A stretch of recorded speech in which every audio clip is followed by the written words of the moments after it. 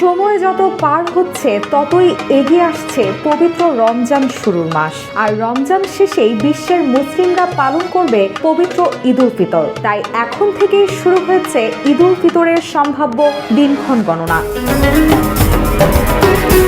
জানা গেছে সৌদি আরবে আগামী 1 মার্চ থেকে শুরু হতে পারে পবিত্র রমজান মাস। দেশটির জ্যোতির্বিদ্যা বোর্ডের সদস্য ও রয়্যাল কোর্টের উপদেষ্টা শেখ আবদুল্লাহ বিন সুলাইমান আল মানেয়া এমনটাই জানিয়েছেন। তিনি জানান, জ্যোতির্বিদ্যার হিসাব নিকাশ অনুযায়ী আগামী 28 ফেব্রুয়ারি সন্ধ্যায় সৌদি আরবে পবিত্র রমজান মাসের চাঁদ দেখা যেতে পারে। আর ওই দিন চাঁদ দেখা গেলে দেশটিতে 1 মার্চ শুরু হবে মহিমান্বিত মাস রমজান।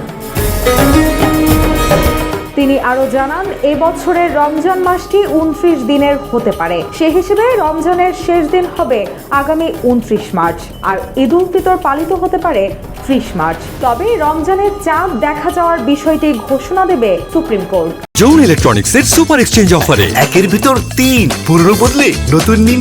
যমুনা ইলেকট্রনিক্স।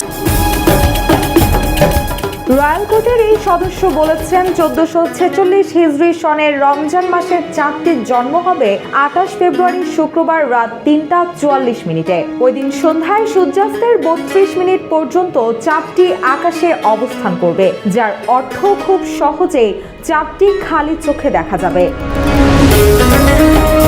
আবহাওয়াবিদরা বলছেন, এবছরের রমজান মাস শুরুর সঙ্গে সঙ্গে শেষ হবে শীত মৌসুমের। রমজানের প্রথম দিনটি হবে বসন্তে, ফলে রোজার দিনগুলো তুলনামূলকভাবে ঠান্ডা থাকবে। মধ্যপ্রাচ্যের সৌদি আরব, সংযুক্ত আরব আমিরাত, কুয়েত, মিশর ও কাতারের মুসলিমদের প্রায় 13 ঘন্টা করে রোজা রাখতে হবে।